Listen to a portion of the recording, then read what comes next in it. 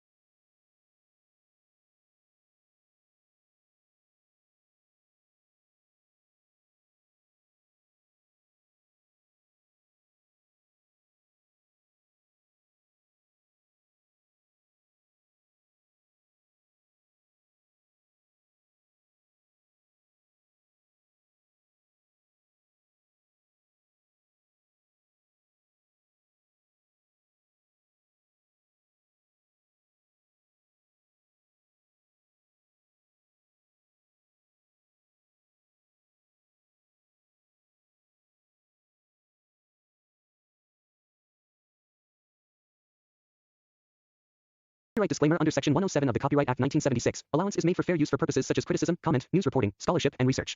Fair use is a use permitted by copyright statute that might otherwise be infringing. Nonprofit, educational, or personal use tips the balance in favor of fair use. Evil Dead Rise brings the horrifying legacy of the Evil Dead franchise back to life with a brutal, intense, and deeply unsettling new chapter that redefines modern horror. This movie isn't just a continuation, it's a resurrection of everything fans loved about the original series: the relentless tension, the gruesome gore, and the unflinching chaos that blurs the line between fear and madness. The tone is darker, the setting more claustrophobic, and the terror more personal than ever before. Where the older films found horror in the isolation of the woods, this one finds it in the confines of a city apartment, turning familiar walls into prisons of blood and screams. The story centers around a small family whose lives are torn apart by the discovery of a mysterious book, one that carries an ancient evil within its pages. The Necronomicon, the infamous Book of the Dead, once again becomes the source of unimaginable horror. But unlike previous entries, this time it finds its way into the heart of an urban setting, transforming everyday life into a nightmarish battlefield. The moment the book is opened, the evil within begins to spread like a virus, consuming everything and everyone in its path.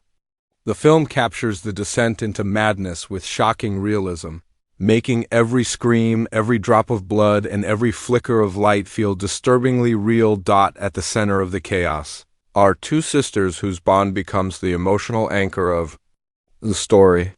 Their relationship is tested in the most horrific ways imaginable, forcing them to confront both the physical terror around them and the emotional wounds that have long haunted their lives. This focus on family gives the movie a tragic weight, grounding the supernatural horror in something deeply human. As the demonic presence takes hold, the lines between love and survival begin to blur. The film explores how far someone will go to protect the ones they love, even when those loved ones are no longer themselves. From the very beginning, the tension is suffocating. The atmosphere drips with dread, building slowly until it erupts in a relentless onslaught of terror. The confined setting amplifies every sound: the creak of the floorboards, the distant hum of electricity, the wet squelch of flesh tearing apart. The sound design is a masterpiece of unease, making the audience feel trapped within the same nightmare as the characters. Every scream echoes, every door slam feels like the world closing in. The apartment becomes a living organism, a maze of blood-stained corridors and flickering lights where safety doesn't exist. Visually, the movie pushes horror filmmaking to new heights. The cinematography captures both beauty and brutality, using sharp contrasts and deep shadows to create a sense of constant threat. The camera lingers on the smallest, most uncomfortable details: the trembling of a hand, the dripping of blood, the reflection of evil in a child's eyes.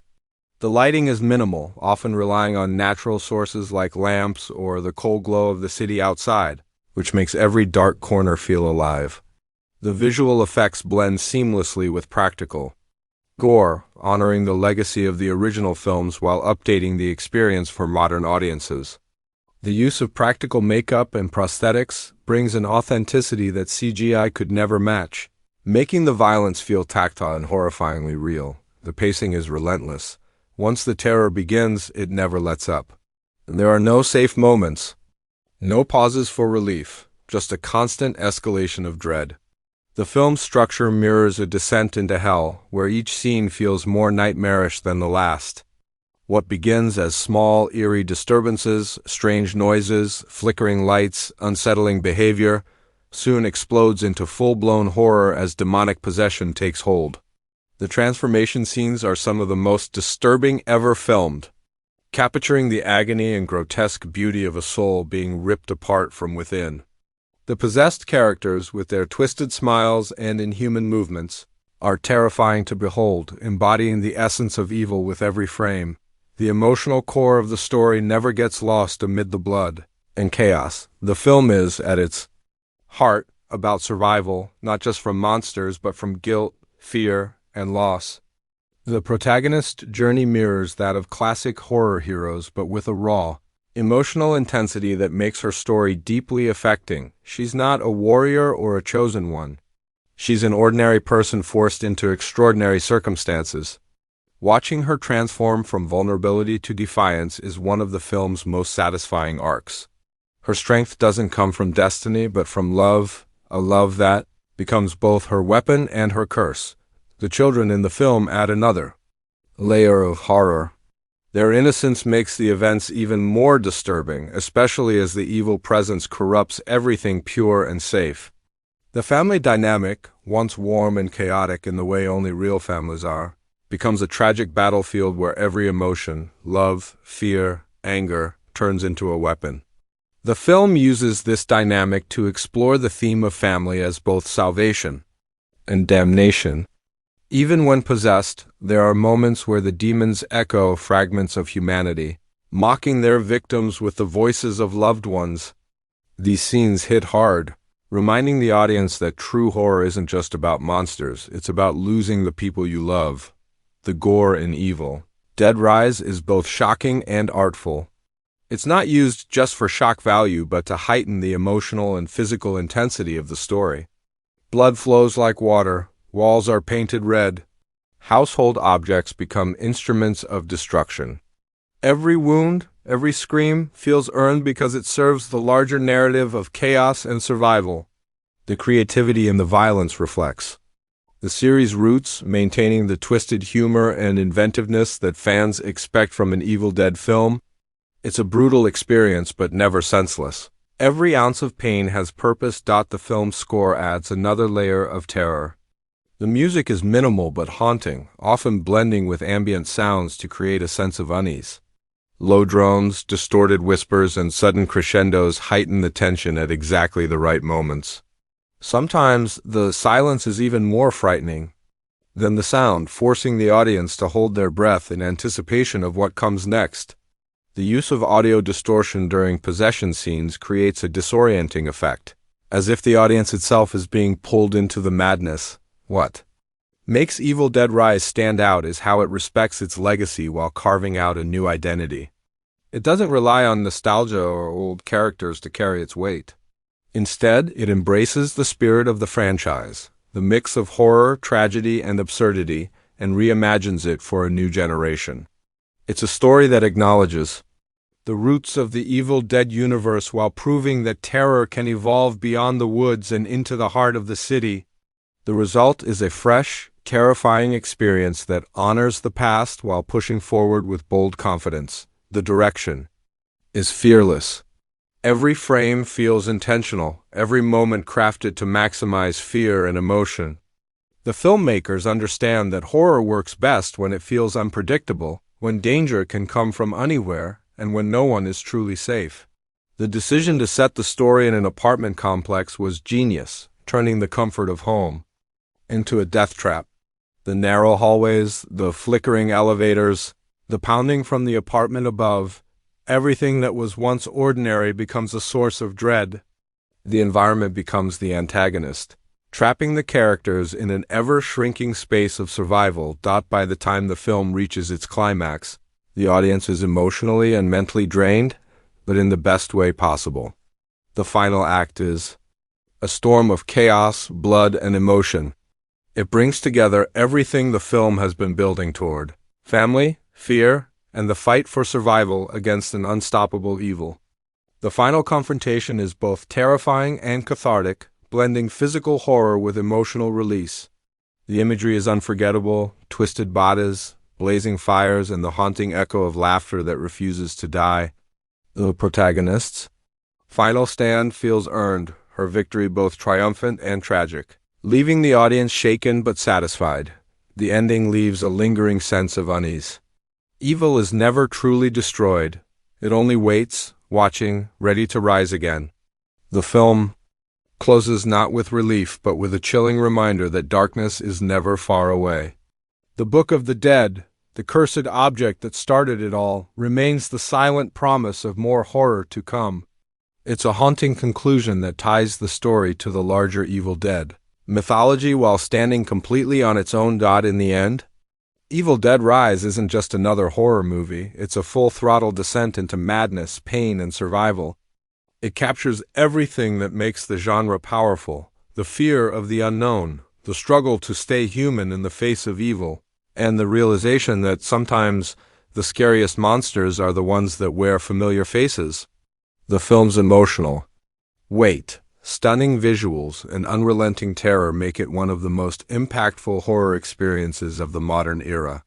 It's raw, bold, and unforgettable, a blood-soaked masterpiece that proves the Evil Dead legacy is far from over. Every scream, every shadow, and every heartbeat reminds us why the franchise remains a cornerstone of horror. Evil Dead Rise doesn't just bring the dead back to life, it breathes new life into fear itself. It's a reminder that true horror doesn't need the woods, a cabin, or even isolation to thrive. It just needs one thing: the courage to open the book. And once that book is open, there's no closing it again.